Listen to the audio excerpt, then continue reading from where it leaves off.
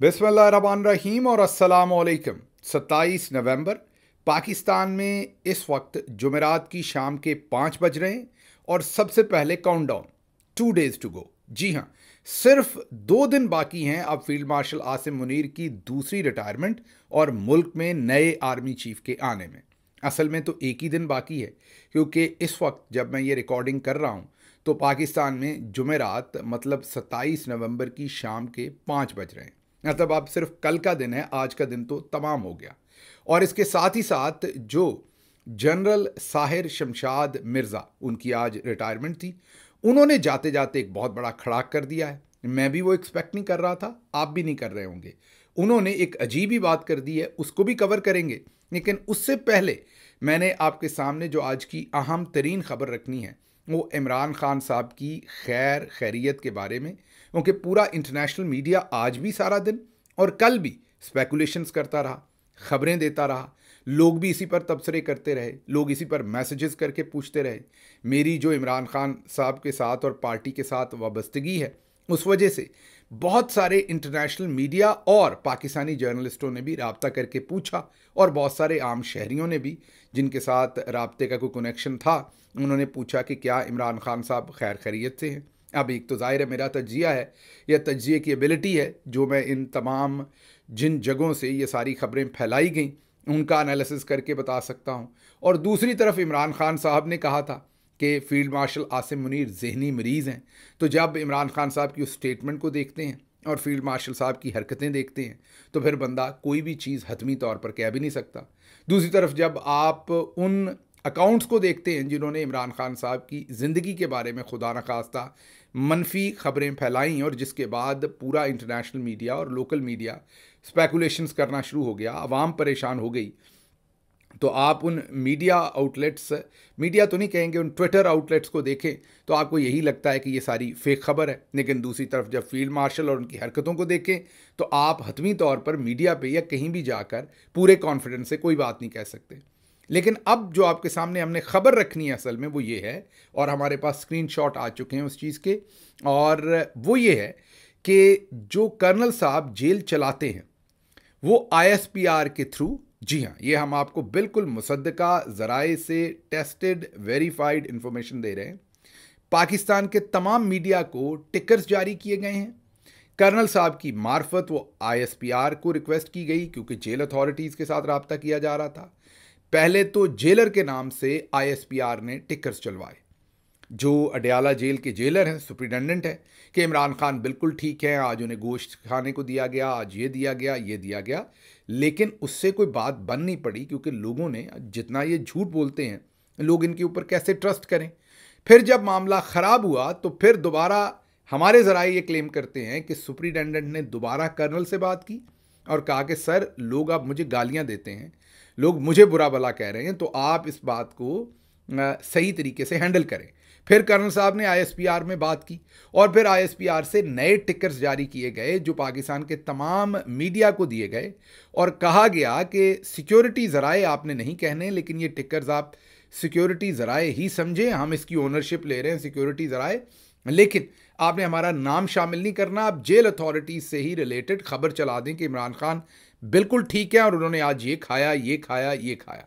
तो ये आज बदमाशी होती रही आईएसपीआर साहब के दफ्तर से, और ये टिकर्स जारी करवाए गए, फेक टिकर्स, और मिलिट्री जनरल अपना कर्नल जो हैं, जो उस जेल को आसिम मुनीर साहब की ज़ाहिर है ख्वाहिशों के मुताबिक चलाते हैं और इमरान खान के ऊपर सारा जुल्म करते हैं। ये जैसे आप देखते हैं पूरी दुनिया में, जैसे मैं आपको चंद दिन पहले बता रहा था कि जब यूरोप के अंदर ये सारे जुल्म हुए थे तो वो एक एक शख्स को पकड़ के लाए थे बाद में जब ट्रायल हुए थे, और जो न्यूरमबर्ग में ट्रायल हुए थे उसमें फिर बहुत सारे लोगों को सज़ाएं भी मिली थी। मुझे लगता है कि एक दिन इंशाल्लाह ये जो कर्नल साहब हैं इनको भी सज़ा मिलेगी जो कुछ ये इमरान खान के साथ कर रहे हैं, और उस दिन ज़ाहिर है, आज तो मैं जब ये बात कर रहा हूँ जी करे उल्टा मुझे ही सज़ा मिल जाए ये बात करने की, लेकिन एक दिन आएगा जिस दिन इनके पीछे खड़ा होने वाला कोई नहीं होगा और इन्हें तब एहसास होगा कि मैंने कितनी बड़ी गलती की थी, ये सब कुछ मुझे इतना गैर कानूनी और गैर आइनी काम नहीं करना चाहिए था। जैसे आज ही की खबर है एक कि जो शेख हसीना वाजिद हैं उनका 10 किलोग्राम सोना, 10 किलोज 10 किलो सोना जो है वो जब्त कर लिया है। बाकी तो सब कुछ है ही, उन्हें सजाए मौत की सज़ा भी दी है, बाकी सब कुछ भी है। 10 किलो सोना भी बरामद हुआ था जो जब्त कर लिया है अब सरकार ने अपने पास। तो एक वक्त में जब आप बादशाह होते हैं, जब आपकी ख़त्म हो जाती है बादशाही, तो वहाँ आपका कोई नाम लेवा नहीं होता। एक दिन मैंने सब डिक्टेटर्स की आपके सामने, फ़िरौन से लेके बाकी सब की आपके सामने एक एक एग्जाम्पल दी थी कि उनके साथ बाद में क्या हुआ था। बहरहाल आज कर्नल साहब ये सब कुछ चलवाते रहे, ये अफसोसनाक है। मैंने आज एक ट्वीट भी किया जिसमें वाज़ेह तौर पर पूछा कि अगर इमरान खान, हमारी दुआ भी है और हमारी ख्वाहिश भी है और मेरी उम्मीद भी ऐसा ही है कि इमरान खान साहब बिल्कुल सेहतमंद होंगे और मुलाकात सिर्फ इसीलिए नहीं करवाई जा रही, ये मेरी फीलिंग है। मैंने दोबारा कहा कि अगर मैं आसिम मुनीर साहब को देखूं और इमरान खान की वो स्टेटमेंट को ज़हनी मरीज़ हैं तो फिर कुछ भी एतबार नहीं किया जा सकता। लेकिन जो मेरा दिल कहता है, जो मेरी दुआ कहती है, वो यही है कि इमरान खान खैर खैरियत से होंगे और अल्लाह उनको खैर खैरियत से रखे। लेकिन जितनी ये परेशानी दे रहे हैं उनकी बहनों को, उनके घर वालों को, उनके चाहने वालों को, उनसे प्यार करने वालों को, इनको पता नहीं शर्म नहीं है।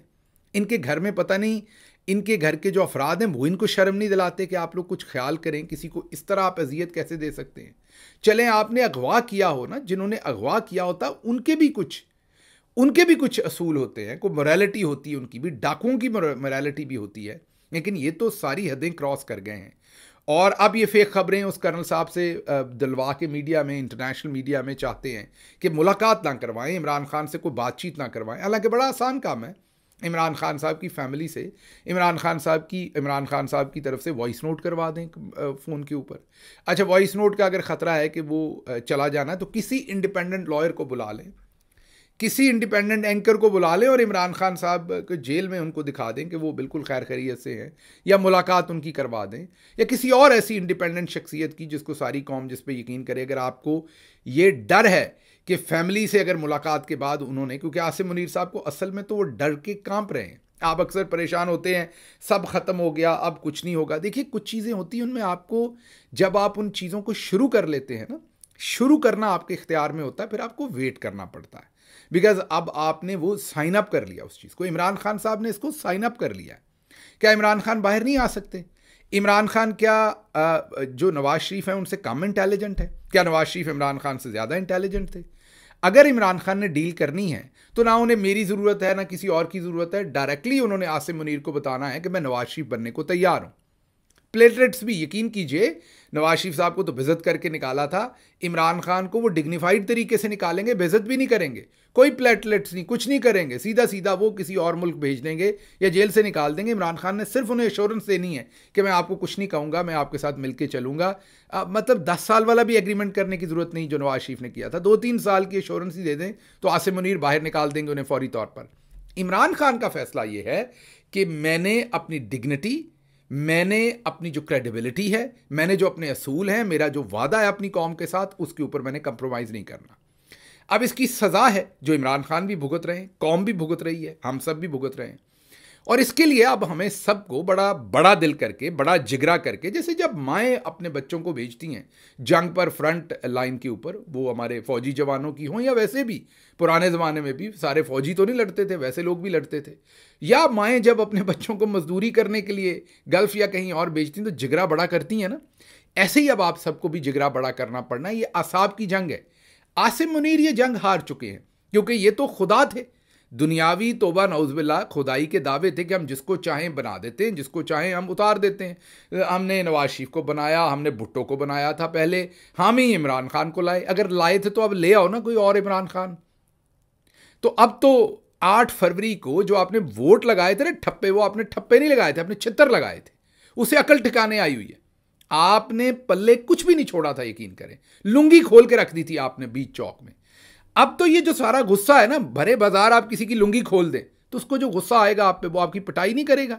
ये अब वो पिटाई हो रहा है, चौधरी साहब आपकी वो पिटाई कर रहे हैं गुस्से में। लेकिन अब चौधरी साहब आपको जितना भी पिटाई करें, कुछ भी आपके साथ कर लें, चौधरी साहब के पल्ले जो था वो अब कुछ नहीं रहा।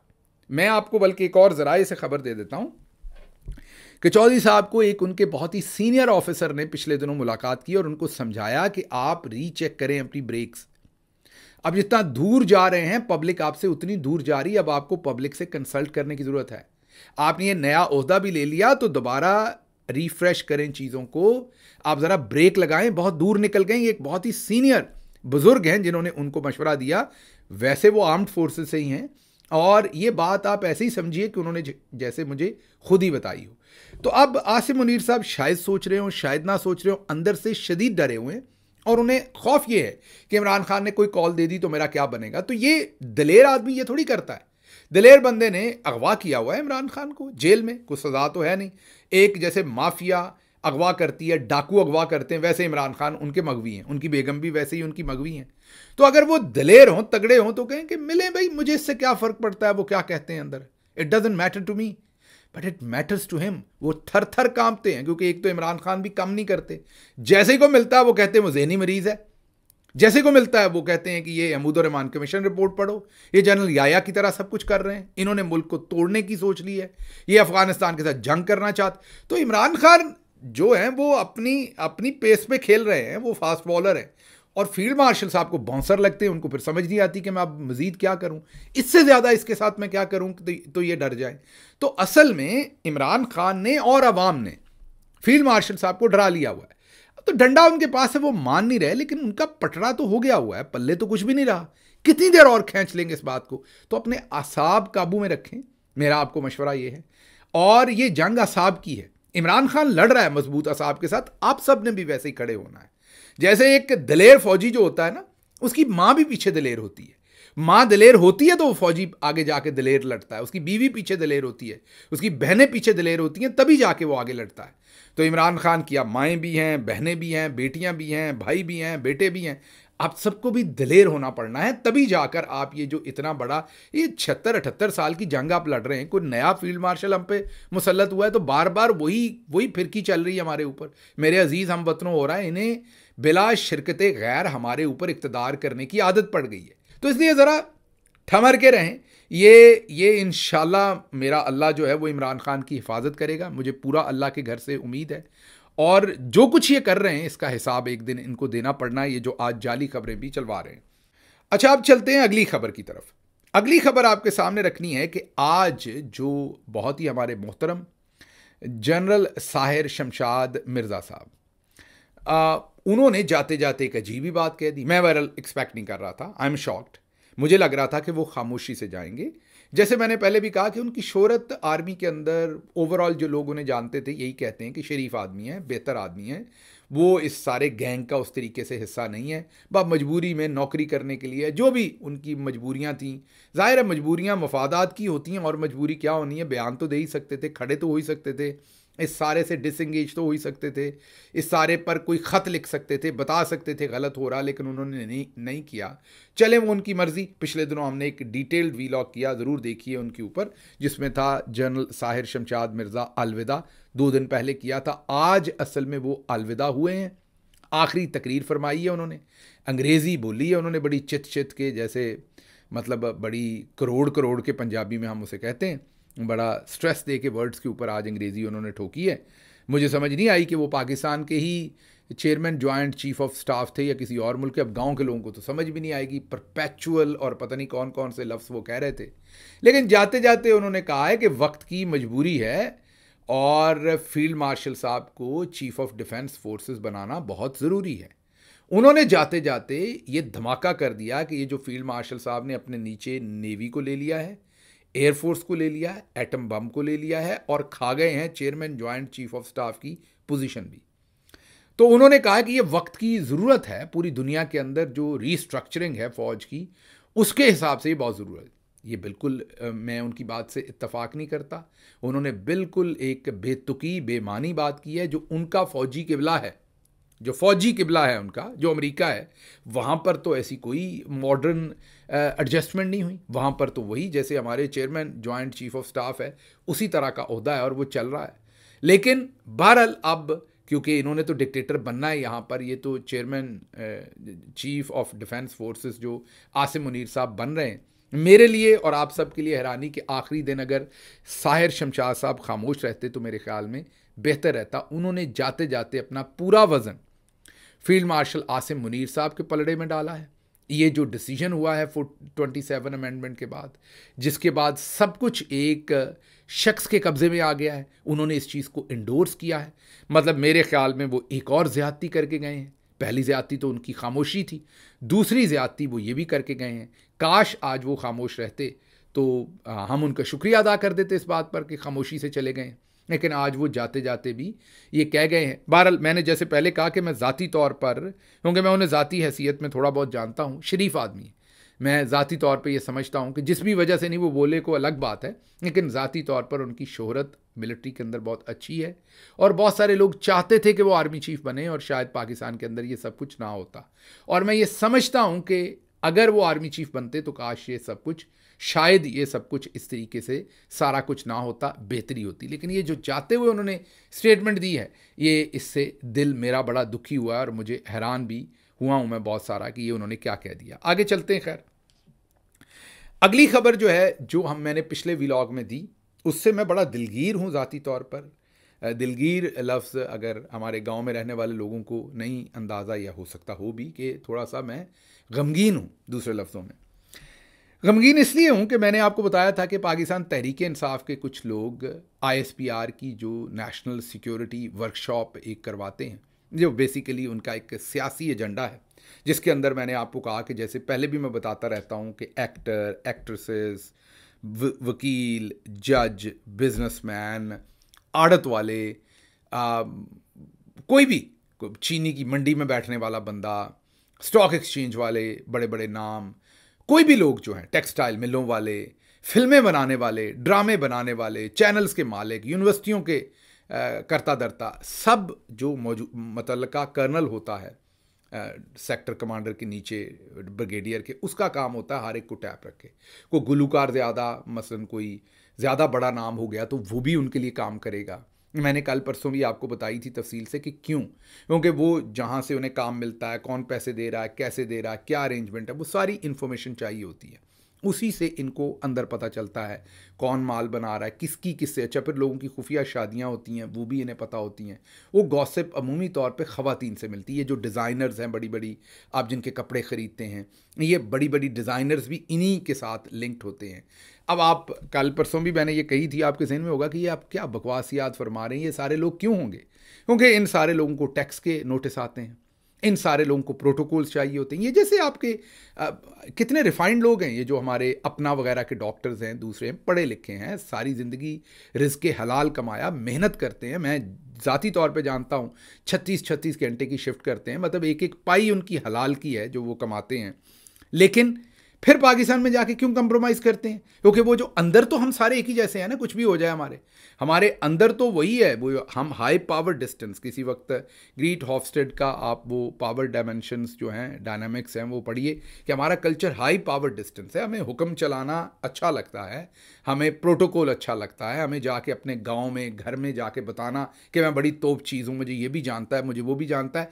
यहाँ पर लोग पैसे शैसे दे के सदर ओबामा या ट्रंप या उनके साथ तस्वीरें खिंचवाते हैं और फिर वो तस्वीरें दिखाकर पाकिस्तान के अंदर प्रोटोकॉल हमें चाहिए होता है कि जब हम जाएं तो वहाँ हमें कोई प्रोटोकॉल दे। अगर पुलिस की गाड़ी या पुलिस का कोई बंदा साथ मिल जाए तो क्या ही बात है। और अगर कोई MNA, वज़ीर या कोई और हमारा, भले हमारे गांव का ही हो, लोग हंसी निकल जाती मेरी, कई दफ़ा बताएंगे वो फलाना हमारा रिश्तेदार है, हालांकि वो उसके साथ बेशक सिर्फ बरादरी मिलती हो या इलाका मिलता हो, लेकिन फ़ौरन रिश्तेदारी भी बन जाती है। तो ये हमारे जीन्स के अंदर है। बदकिस्मती है हमारी कि हम सारी उम्र अमेरिका में और दूसरी जगहों पर रह के सब कुछ अचीव करके भी, सारे लोग नहीं बट एक गुड मेजॉरिटी जो है वो बाज नहीं आती। तो ऐसे ही ये जो हमारे वहाँ पर सिंगर हैं, डिज़ाइनर्स हैं, बड़े बड़े ये ब्रांड्स हैं, बड़े, ये तमाम लोगों को इनसे काम होते हैं। ये जो हमारे कर्नल साहबान, ब्रिगेडियर साहबान, किसी इंपॉर्टेंट जगह के ऊपर 23 मार्च की परेड हो रही है तो इन्होंने वहाँ बैठना है, ताकि ये और कोई ऐसा इंपॉर्टेंट काम, मसलन गवर्नर की हल्फ बर्दारी हो रही है, फिर ये तमगा इम्तियाज़, तमगा हुस्न कारकर्दगी, इसमें भी ISI और दूसरे डिपार्टमेंट जो हैं वो मेहरबानियाँ कर देते हैं। फिर कोई क्रिकेट का मैच हो रहा है, क्योंकि सिक्योरिटी इनके पास है हर चीज़ की, तो वहाँ भी आप किसी VIP इंक्लोजर में बैठ सकते हैं जाके। तो ये जो हुज़ हू है ना सारे, इनको जो अपने सारे काम करने होते हैं, इसके लिए इनको इनकी ज़रूरत होती है और उन्हें इनसे इन्फॉर्मेशन चाहिए होती है, कंट्रोल चाहिए होता है, बिहाइंड द सीन गॉसिप चाहिए होती है, किसकी कौन बीवी है, किसने किससे शादी की है, कौन पार्टी के अंदर जो रात को पार्टी होती सिर्फ शराब पीता है, कौन ड्रग्स भी लेता है, फिर उसके हिसाब से उसकी मैनेजमेंट जो है, उसका तोड़ जो है वो आईएसआई के वो कर्नल साहब फाइल में लिख देते हैं। फिर आपके साथ जब काम पड़ता है, कम पै गया मैनू तेरे नाल थोड़ी देर दा गाना है नसीबो लाल का, मुझे ना पकड़ लीजिएगा, मैं जिथों जिथों कहनी उथों क्यों नहीं छेड़दा, ये एक नसीबो लाल साहबा का गाना है। पिछले दिनों इसके ऊपर FIR भी दर्ज हुई है किसी पर, इसलिए हमारे पास ये खबर थी। तो फिर वो उसको उथों उथों छेड़ देने जहाँ से उन्हें पता चलता है कि इसको कंट्रोल किया जा सकता है। तो अब ये जो हमारे वर्कशॉप इन्होंने करवाई जिसमें हमारे कुछ लोग इन्होंने भर्ती कर दिए, अब मैं बहुत ही ज़्यादा दिल टूटा उनके नाम देख के। कुछ नाम मेरे सामने आए, मैं अभी आपके सामने इसलिए नहीं रख रहा, ये नहीं कि छुपाना चाह रहा हूँ कोई नाम, मैं मेक श्योर करना चाहता हूँ कि ये मेरे साथी हैं, मेरा कोई बहन है, कोई भाई है मेरी पार्टी के अंदर, हम इकट्ठे काम कर रहे हैं। कुछ लोगों को इमरान खान ने मतलब आउट ऑफ नो वेयर उनको प्रेस्टीज दी है, उनको एहतराम दिया है, उनको इज्जत दी है, उनको नाम दिया है, उन्हें ओहदा दिया है, उन्हें ये मकाम दिया है कि उन्हें असेंबली का मेंबर बना दिया है। उसके बावजूद मैं हैरान रह गया हूँ नामों को देख के, मुझे तो शर्मिंदगी हो रही है। और फिर मुझे याद आ रहा है वो तकरीर, 2 तकरीरें मुझे याद आ रही हैं। एक तकरीर तो मुझे अनीस सती का भाई नवाजिश सती साहब, जिनकी आंखों में आंसू थे, याद होगा, मरी से जिनके बेटे को शहीद कर दिया गया था, उनके भाई ने आसिम सती ने तकरीर की और कहा कि जो नामालूम है आज हमें मालूम है, जो यजीदी टोला कहता है कि गोली नहीं चलाई, आओ मैं सबूत दिखाता हूं, गोली चली थी। मेरे भाई को जब स्नाइपर से गोली मारी गई, उसने मेरे बाजुओं में दम तोड़ा। मैंने उस वक्त कसम उठाई थी कि अनीस तेरा खून रायगा नहीं जाने दूंगा। ये आसिम सती, अनीस सती का शहीद का भाई कह रहा है। अब ये जो हमारे दोस्त गए हैं, ये जब जाके आसिम मुनीर साहब से मिले हैं तो मुझे समझ नहीं है कि ये इन्होंने ऐसा क्यों किया है। I am yet to understand and express कि मैं इसको किन अल्फाज में एक्सप्रेस करूं इस सारी बात को। फिर शहीद सरदार शफीक लुंड डेरा गाजी खान से लाहौर जाता है, गरीब आदमी है, डेरा गाजी खान से लाहौर जाता है, लेकिन इसको आगे जाने की सवारी नहीं मिलती। फिर वो लाहौर से मियाँ वाली चला जाता है, वहाँ से भी सवारी नहीं मिलती तो रिक्शा करके इस्लामाबाद पहुँचता है। मियाँ वाली से रिक्शा करके, चिंगची रिक्शा करके इस्लामाबाद पहुंचता है और वहां जाके शहीद हो जाता है। ये बताया गया कल 26 नवंबर को, जब याद में उनकी एक दुआया तकरीब पेशावर में हुई तो वहां पर ये तफसीलात बताई गई। एक तरफ ये लोग हैं जिनको ये लगता है कि इमरान खान अकेला है, उसको हमने अकेला नहीं छोड़ना। ये शफीक लुंड के छोटे भाई ने खिताब किया है और ये बात बताई है कि मेरे भाई ने इमरान खान को तनहा ना छोड़ने का फ़ैसला किया था। और दूसरी तरफ मेरे ये अपने साथी हैं जिनको इमरान खान ने MPA बनाया, MNA बनाया, सेनेटर बनाया और उन्होंने ये फ़ैसला किया है कि वो ये काम करेंगे। एनीवेज, शर्मिंदा हूँ मैं, लेकिन मैंने आपको जैसे कहा कि आने वाले टाइम में ये सारी चीज़ें आपके सामने रखेंगे। अगली खबर आपके सामने रख दें जी। वज़ीर आला खैबर पख्तूनख्वा ने बड़े जलसे का ऐलान किया। 27 दिसंबर को पेशावर में बड़ा जलसा होगा और उन्होंने साथ साथ ये भी कहा है कि पेशावर तकरीब में अवाम ने फिर से डी चौक जाने का मुतालबा किया है, सामने खड़ी अवाम ने। और मंगल को उन्होंने कहा है कि वो अरकान असम्बली और सारे जेल के सामने पहुंचा करें। आज भी वो जेल के सामने पहुंचे हुए हैं। जुमेरात को भी मुलाकात का वक्त होता है, ये हम अभी का आपको बता रहे हैं, भी 5 बजे हैं, तो अब से को आधा घंटा पहले मैंने वो वीडियो देखी। तफसील अगले व्लॉग में रखेंगे, लेकिन उनकी मुलाकात नहीं होने देगी, उन्हें आज भी रोक दिया गया है। ये जब तक नोटिफिकेशन और सब कुछ नहीं होगा तब तक ये मुलाकात नहीं करने देंगे। आगे अब ये सीरियस खबरें थी, कुछ लतीफ़े भी हो जाएं। हमारी प्यारी बाजी मरियम ने कहा है कि उन्होंने इलेक्शन का बाइकाट किया और हमने सारी सीटें जीत ली। अब बंदा अपने मुंह से तो नहीं ऐसी बातें कहता, लेकिन मेरी बाजी को तो अकल नहीं है। अकल ना हो तो मौजे ही माजे। उनको नहीं पता चलता कि प्रेज और प्राइस में फ़र्क क्या होता है। उन्हें टफ टाइल का नहीं पता कि वो कैसे लिखनी है। नीचे जो उनकी टीम ने टफ टाइल्स की वीडियो लगाई, उसमें टफ टाइल के स्पेलिंग ठीक है, उनके अपने जो स्पेलिंग है वो टफ ही हुए हैं। लेकिन आज उन्होंने कहा कि उन्होंने इलेक्शन का बाइकआउट कर दिया और हमने क्लीन स्वीप कर दिया, सारी सीटें हमने जीत ली। भाजी, इसको जीतना नहीं कहते। अकेली रेस में भागेंगी तो आप ही जीतेंगी ना। लेकिन ऐसी बातें किसी को बताते थोड़ी हैं, बेइज्जती होती है, मुंह बंद रखते हैं अगर ऐसा काम इंसान के साथ हो जाए। लेकिन बाप बेटी ने तमाशा किया बैठ के, कोई एक बात थोड़ी की है। अच्छा, उधर मियाँ साहब की बातें सुन लें। वो कहते हैं कि इमरान खान अकेला जिम्मेदार नहीं, उसको लाने वाले भी जिम्मेदार हैं।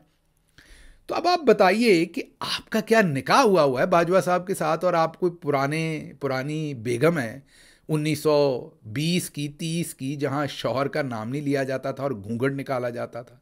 भाई बाजवा साहब रिटायर हो गए हैं, अब आपके अपने बहुत ही बरखुदार किस्म के आर्मी चीफ हैं, आपके घर के बच्चे हैं किस्म के, तो अभी भी आपको डर लगता है बाजवा का नाम लेने में? अभी भी कहते हैं जो लाने वाले थे, तो फिर नाम लें अगर आपको लगता है बाजवा लाया था, और कहें कि उनका कोर्ट मार्शल हो। अभी भी आप बाजवा का नाम नहीं ले रहे और उनका नाम लेते हुए ऐसे डर रहे हैं जैसे दुल्हन शर्मा रही है कि कहीं नाम ना ले दूं अपने सुहाग का मैं। तो इमरान खान को लाने वाला अगर बाजवा मुजरिम था तो फिर आपने उसके साथ डील क्यों की? फिर ये भी बता दें कि ये आपको तस्वीर दिखाती है परियां। ये जब ज़िया-उल हक साहब मरहूम वफात पाई उन्होंने और अल्लाह के पास गए, तो ये नवाज शरीफ साहब ने पोस्टर छापा हुआ है जिसमें पीछे परियां हैं। ये तस्वीर देखें, इसमें परियां भी डाली हुई हैं ज़िया-उल हक साहब के लिए। तो क्या वो मुजरिम नहीं थे आपको लाने वाले? वो जनती हैं और बाजवा अकेला जो है वो मुजरिम है। फिर दूसरी बार लाने वाले जनरल कियानी भी जनती होंगे ज़रूर। फिर तीसरी बार लाने वाले, और अब आपको तायात मतलब है कि एक्सटेंशन आपने उनको दे दी, आपकी बेटी को, आपके भाई को 17 सीटों से। ये तो फिर जनती नहीं है, तो कोई और ही काम होगा इनके लिए, तो कोई खुसूसी आपका लेवल होगा। तो जन्नत से भी आगे निकल गए होंगे मेरा ख्याल है। तो ज़रा थोड़ा सा बारूद कम रखें, इनको तो आपने ज़्यादा ही आगे पहुंचा दिया है। खैर, आपने एक तरफ आप वोट को इज्जत दो की बातें थी, अब आपने सारा कुछ ही कर लिया है।